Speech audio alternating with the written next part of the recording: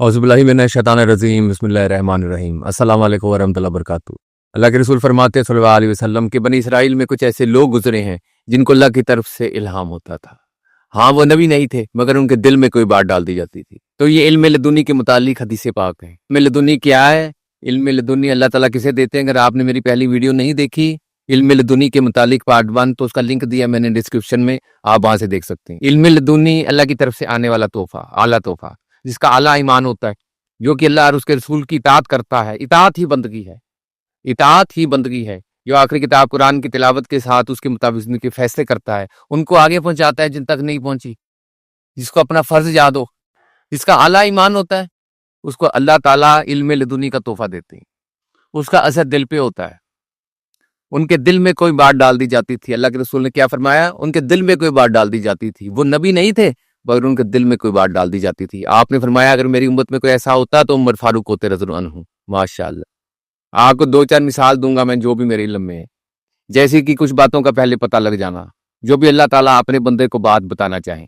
अल्लाह के इल्म तक कोई नहीं पहुंच सकता। अल्लाह ताला हर बात के जानने वाले हैं। वला यूही तो ना बिशै मिन इल्मिल्लाह व मा शा। बंदे उसके इल्म तक नहीं पहुंच सकते सिवाय उन बातों के इल्म के जो खुद अल्लाह देना चाहे। अल्लाह के इल्म तक कोई नहीं पहुंच सकता, लेकिन अल्लाह ताला अपने बंदे को जितना भी इल्म देना चाहे वो अल्लाह की मर्जी। तो इल्म लदुनी हक है। इल्म लदुनी कुरान से साबित है, इल्म लदुनी हदीस से साबित है। जो इल्म बगैर पढ़े बगैर सुने हासिल हो तो अल्लाह की तरफ से है, उसका असर दिल पे होता है। जैसे हजूर ने फरमाया कि उनके दिल में कोई बात डाल दी जाती थी। वो नबी नहीं थे मगर उनके दिल में कोई बात डाल दी जाती थी। तो इल्म लदुनी का असर दिल पे होता है, अल्लाह की तरफ से आने वाला तोहफा। जैसे कि कुछ बातों का पहले पता लग जाना, जो भी बात अल्लाह ताला अपने बंदे को बताना चाहे।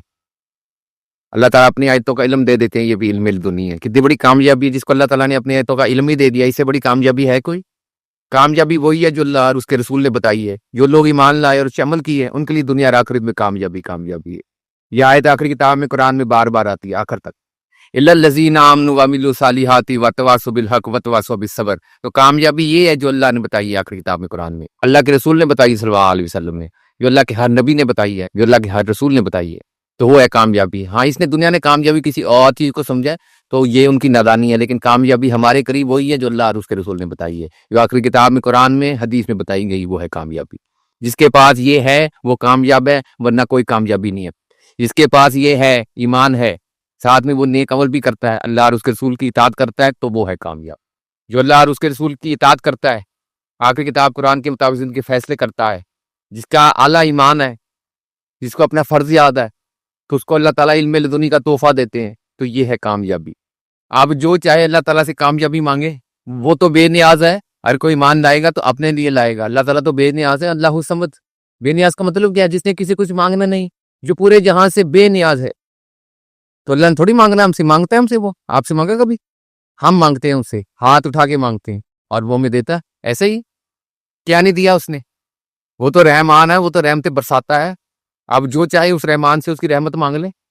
हमें अपनी दुआओं में एक दुआ शामिल कर लेनी चाहिए कि अल्लाह ताला आप ही रहमान है, आप ही रहीम है, आप ही रहमतें करने वाले हैं। हम आपसे आपकी रहमत मांगते हैं और आपके गुस्से से आपकी पनाह मांगते हैं। आमीन।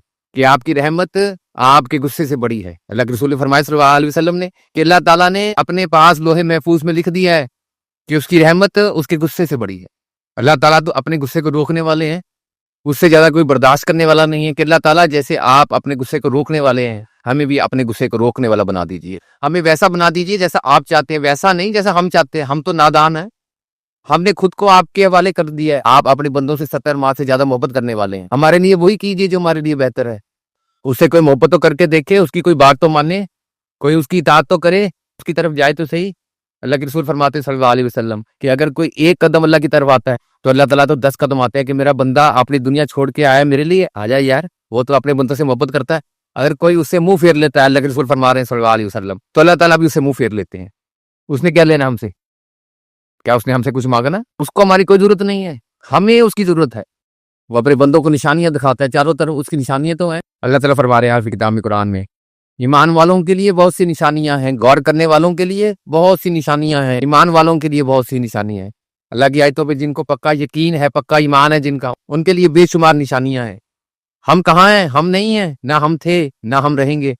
वो था, वो है और वो रहेगा। अल हय्युल कय्यूम, वही हमेशा जिंदा और बाकी रहने वाला है। اللہ کے سوا ہر شے فانی ہے۔ اللہ کے رسول صلی اللہ علیہ وسلم کو عرب کے لبی شاعر کا یہ شعر بہت ہی پسند تھا کہ سنو اللہ کے علاوہ ہر شے فانی ہے، ایک دن مٹ جائے گی اور باقی رہ جائے گا وہ حقیقی بادشاہ جو۔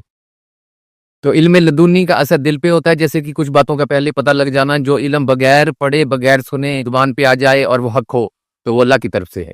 جس کا اعلیٰ ایمان ہوتا ہے، اعلیٰ ایمان، تو اللہ تعالیٰ اسے علم لدنی کا تحفہ دیتے ہیں، اللہ کی طرف سے آنے والا اعلیٰ تحفہ ہے۔ اور آخر میں آپ بھی اپنی دعاؤں میں ایک دعا شامل کر لیں کہ اللہ تعالیٰ جس امت کو آپ نے اپنی رحمت سے کرم نوازی سے سب سے بہترین امت کہا ہے، یہ تو اس کی رحمت کی بات تھی کہ اس نے کہہ دیا کہ تم سب سے بہترین امت ہو، کہ اللہ تعالیٰ اس امت کو اپنی رحمت سے سب سے بہترین امت بنا دیجئے، ہمیں عمل کرنے والا بنائیے، آخری کتاب قرآن کی تلاوت کے ساتھ اس کے مطابق زندگی کے فیصلے کرنے والا بنا دیجئے۔ اس امت کو اللہ اپنی اور اپنے رسول کی اطاعت دیجئے، انہیں اپنا فرض یاد کروائیے کہ تم کو لوگوں کی ہدایت کے لیے پیدا کیا گیا ہے۔ ایک آیت بھی ہم نے کسی کے کان میں ڈالی جو یہ کام کرتا ہے، اس کو اللہ تعالیٰ علم لدنی کا تحفہ دیتے ہیں۔ اب جو چاہتا ہے اللہ کا بندہ کہ اسے اللہ تعالیٰ علم لدنی کا اعلیٰ تحفہ دیں تو وہ یہ کام کر لے اور اللہ تعالیٰ سے علم لدنی لے لے۔